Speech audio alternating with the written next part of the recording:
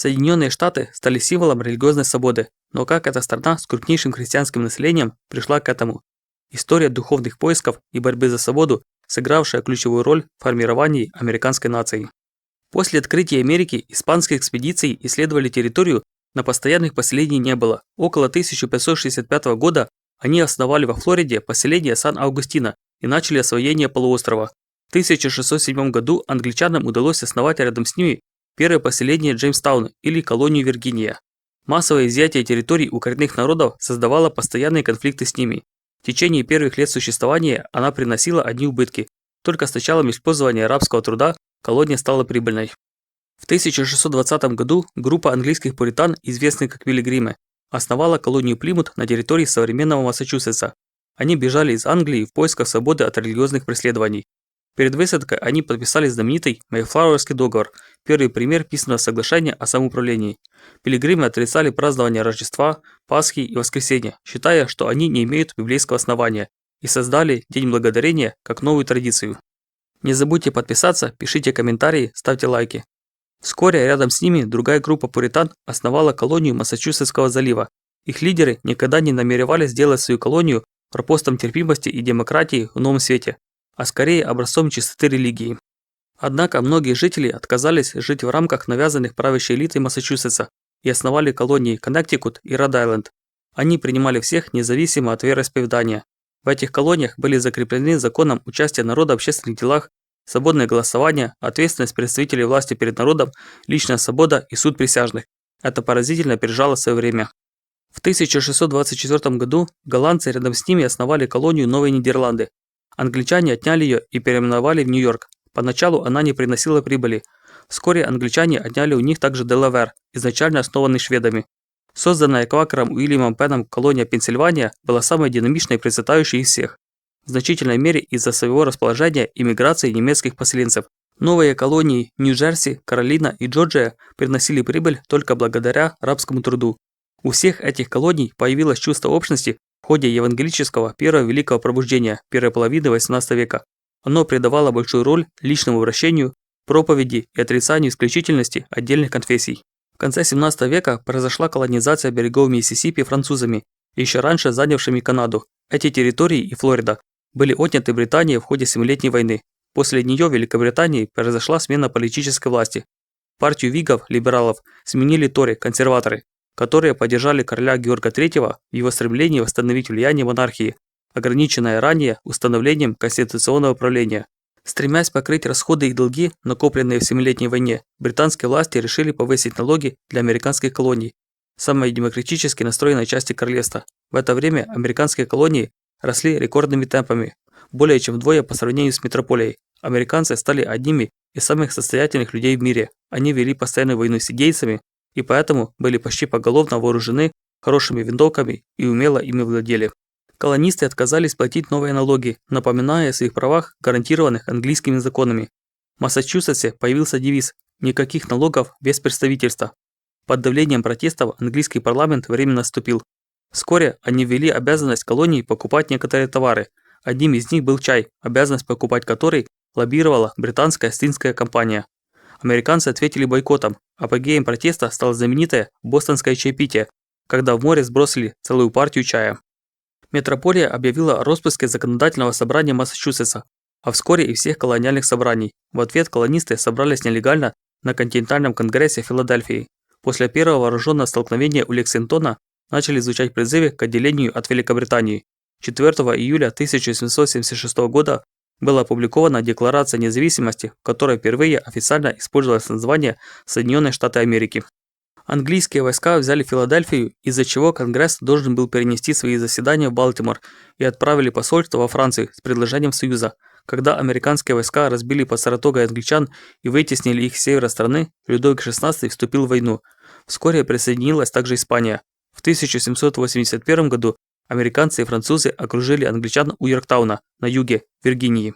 Поэтому 3 сентября 1783 года Великобритания признала Соединенные Штаты вместе с территорией до Миссисипи, где проживали индейцы, союзники Британии в войне. Поскольку американцы не подписали договор с индейцами, их дальнейшая война была продолжением войны за независимость. Была установлена конфедеративная форма правления, которая предусматривала очень слабое центральное правительство и широкие права штатов. В 1787 году на съезде для решения вопросов, связанных с таможенными пошлинами между штатами, делегаты пришли к выводу о необходимости более сильного союза и, превысив свои полномочия, на закрытых заседаниях разработали Конституцию, которая учредила федеральную власть как центральное правительство. После недолгих колебаний и правок большинство штатов приняли изменения. Джордж Вашингтон был избран первым президентом. Конституция закрепила свободу вероисповедания и отменила привилегии аристократии. В статье 1, раздел 9 говорится, что ни одно звание дворянства не может быть предоставлено Соединенными Штатами. Правительство было разделено на 3 ветви, его полномочия четко определены, остальные сохранены за штатами. Изменения в законах о наследовании способствовали равному распределению богатства и предотвращали концентрацию собственности в руках нескольких семей. По прошествии всего лишь 60 лет почти все семьи крупных землевладельцев растворились в общей массе населения. В США начальное образование стало доступно всем и каждому. Высшее образование недоступно практически никому. США поддержали начавшуюся революцию во Франции, но когда якобинцы захватили власть и начали казни, в том числе Людовика XVI, который помог американской революции, они отказались выплачивать им долги и начали необъявленную войну. После смены власти и оккупации Наполеоном Испании их колонии в Америке провозгласили независимость. Вдохновленные примером США, первой независимой страной на континенте, они приняли аналогичное название, появились Соединенные Штаты Колумбии, Соединенные Штаты Центральной Америки и Соединенные Штаты Ла-Платы. США приобрели у Франции территорию Луизианы, ранее отнятую ими у Испании, что почти удвоило площадь страны. После поражения Наполеона началась новая война между США и Великобританией, которая была недолгой и завершилась без явного победителя. Европейские империи готовы были оказать помощь Испании в подавлении восстания, но США решительно остановили их, провозгласив в доктрине Монро, что Америка не должна быть местом колонизации для европейских держав и Америка для американцев. Для освоения новых огромных территорий США требовались улучшения в сфере транспорта. В это время активно развивалась новая отрасль – пароходы, для которых строились многочисленные каналы. Вскоре их заменили железные дороги, которые оказались значительно более эффективными для преодоления больших расстояний. Железные дороги способствовали объединению огромной страны в единую хозяйственную систему. Христианской миссии на новых территориях способствовало начало евангелического второго великого пробуждения. Методисты и баптисты стали проводить массовые и систематические собрания под открытым небом. Таким образом, они стали самыми крупными протестантскими конфессиями в стране. Появились также адвентисты, мормоны и другие конфессии. Протестантами создавались общества для решения социальных вопросов, таких как отмена рабства и антиалкогольная кампания. Иммигранты считали Соединенные Штаты обетованной землей свободы и изобилия. Это сочеталось с убежденностью в превосходстве протестантизма над католичеством. Эти идеи недвусмысленно отражены в словах «явное предначертание». Волна американских переселенцев хлынула в Мексику, в область Техаса. В 1836 году поселенцы восстали, образовав Республику Техас, и позднее обратились с просьбой о присоединении к США. Это привело к войне с Мексикой, в результате которой США получили также территории Новой Мексики и Калифорнии, тем самым достигнув побережья Тихого океана. Северная граница с Британской Канадой была урегулирована на условии компромисса. В 1853 году командующий флотом США Перри заставил Японию открыть порты для торговли, положив конец ее 200-летней изоляции и начав эпоху реформ и вестернизации. Присоединение рабовладельческого Техаса было воспринято как угроза на севере. Они считали это опасным для демократии и настаивали на том, чтобы на других территориях рабство было запрещено. Большинство протестантских конфессий разделились по вопросу рабства. Крупнейшими были расколы в методизме и баптизме. Южные штаты процветали на производстве хлопка для экспорта в Англию. Борцы против рабства создали республиканскую партию, и их лидер Авраам Линкольн стал президентом. Это послужило для южных штатов поводом выйти из состава Союза и образования конфедерации. На стороне юга было лучшее вооружение и офицеры. Север имел преимущество в материально-техническом плане, в том числе в количестве ресурсов и промышленности. Блокада побережья остановила вывоз хлопка, и поэтому юг был разорен. Армия Союза прошла вдоль Миссисипи, разрезав конфедератов на 2 части, и хотя сопротивление продолжалось, оно было обречено. После победы Линкольн был убит южанином Бутсом, мстившим за отмену рабства. Черные получили право голоса и усилили ряды республиканской партии. Но предубежденность и сегрегация проявились и на севере. Вскоре черные церкви стали одним из главных институтов негритянского общества. В течение столетия большинство негритянских лидеров были пасторами. С конца XVIII века и в течение всего XIX века в Соединенные Штаты продолжался невиданный ранее поток иммиграции из Европы. Примерно в 1846 году в Ирландии разразился голод, в результате которого ирландцы эмигрировали в США. Это была главная причина, почему к середине XIX века католическая церковь стала самой крупной религиозной организацией в стране, хотя вместе протестанты преобладали. Но самой массовой миграцией в США было переселение немцев в конце XIX века. Символом надежды для мигрантов стала подаренная Францией в 1886 году статуя свободы. После гражданской войны страна встала на путь активного развития промышленности. Ключевую роль сыграли крупные частные корпорации. Компания JP Morgan занималась строительством железных дорог и банковской сферой. Эндрю Карнеги развил сталелитейную промышленность, а баптист Джон Рокфеллер развил нефтяную отрасль, став богатейшим человеком в истории. Процветание сопровождалось распространением американского протестантизма в соседние страны. Это способствовало пятидесятническому пробуждению Калифорнии, которое было нацелено на иностранные миссии. Развитие экономики стало важным толчком к американскому экспансионизму. В 1867 году была куплена Аляска.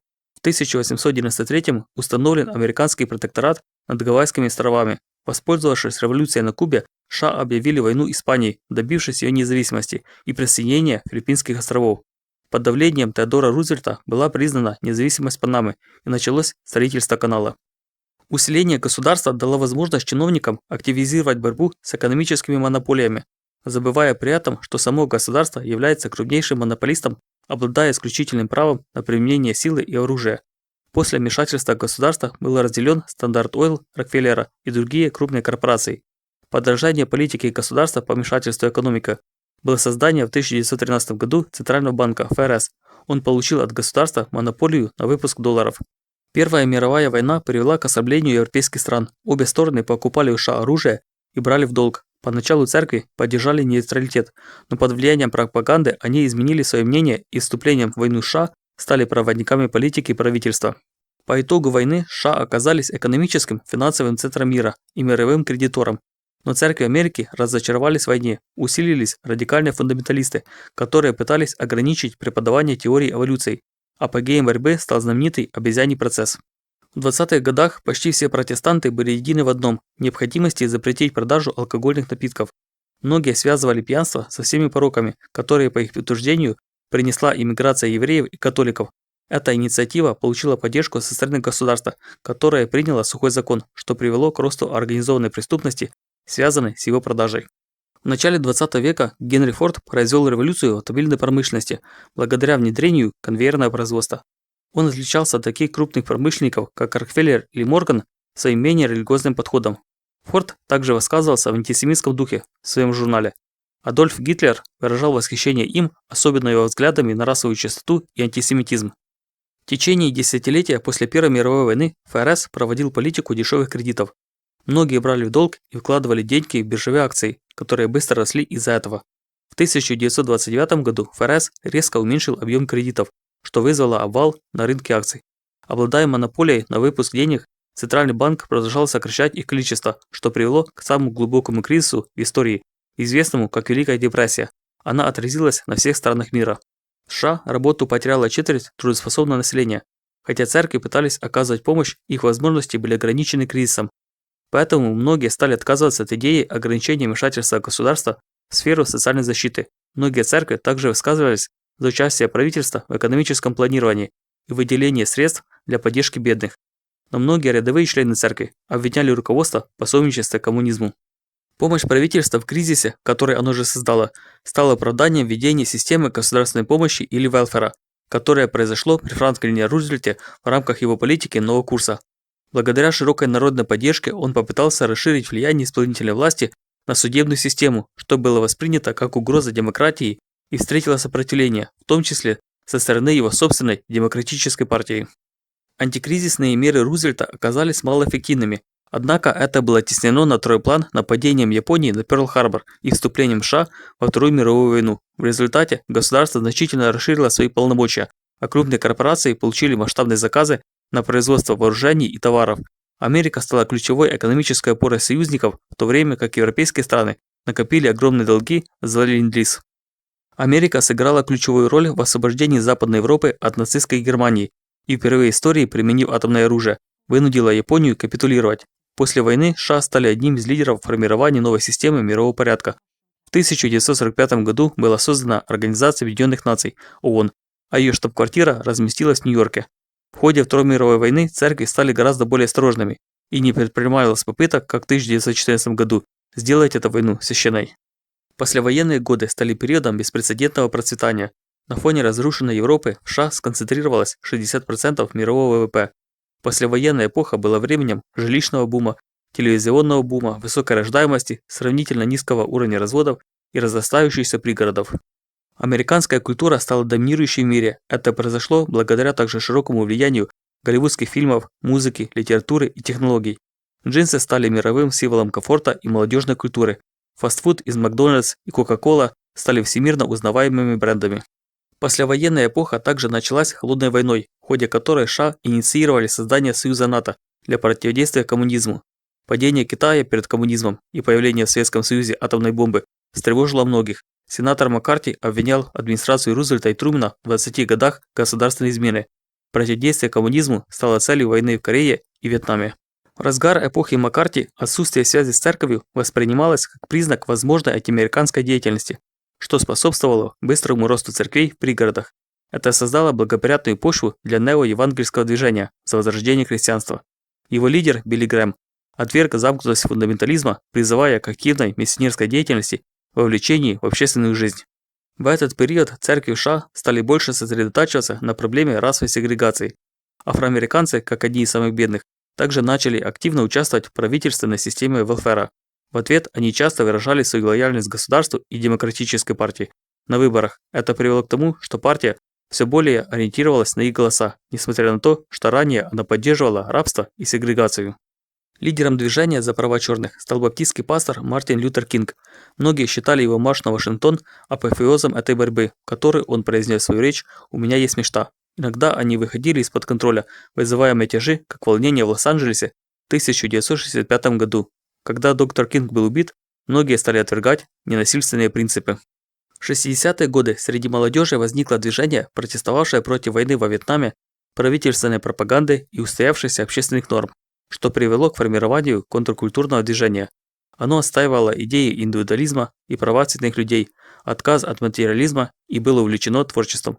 Вместе с тем движение поддерживало легализацию наркотиков, права на аборты, феминизм и другие радикальные социальные изменения. Несмотря на это, продолжался рост государственного вмешательства в экономику и общественную жизнь. Его пиком стала программа Линдона Джонсона «Великое общество», которая предусматривала расширение программы велферов. Но такое увеличение государственных расходов привело к бюджетному кризису в 70-х годах. Кроме того, нефтяной кризис 1973 года оказал сильное влияние на всю экономику. Американские корпорации начали перемещать производство в другие страны, восстанавливающиеся после Второй мировой войны, что также было связано с улучшением отношений с Китаем. Такие города, как Детройт, пустели, падал курс доллара, и в США начался экономический кризис. Правительство было вынуждено вывести войска из Вьетнама, и после победы Рейгана на выборах начались значительные перемены в стране. Он обратил вспять тенденцию к расширению роли федеральной власти. Сокращение расходов на социальные программы дало возможность уменьшить налоги, что способствовало развитию экономики. Начался бум постиндустриальной экономики с появлением таких компаний, как Apple и Microsoft. Стал доступным интернет. Увеличение добычи нефти и снижение ее потребления сыграли важную роль в экономическом восстановлении. Искренний христианин Рейган во внешней политике бросил вызов коммунизму, что привело к росту военных расходов и увеличению государственного долга, но завершилось значимой победой в холодной войне. При демократах политика Рейгана в общем продолжилась, за исключением культурной сферы. После холодной войны США оказались в конфликте с исламистскими группами, которых ранее поддерживали во время войны против Советского Союза. Он вылился в теракты 11 сентября 2001 года и последующие вторжения в Афганистан и Ирак. Этот конфликт скоро отошел в сторону на фоне роста реваншистских настроений в России. В конце 20 века в США началось снижение численности христиан. Это оказало влияние на культуру и общественную жизнь. Были приняты законы о легализации абортов, однополых браков и другие. На основе желания возрождения рейгановской идеи появился трампизм, хотя он сильно отличается в сторону популизма, протекционизма и национализма.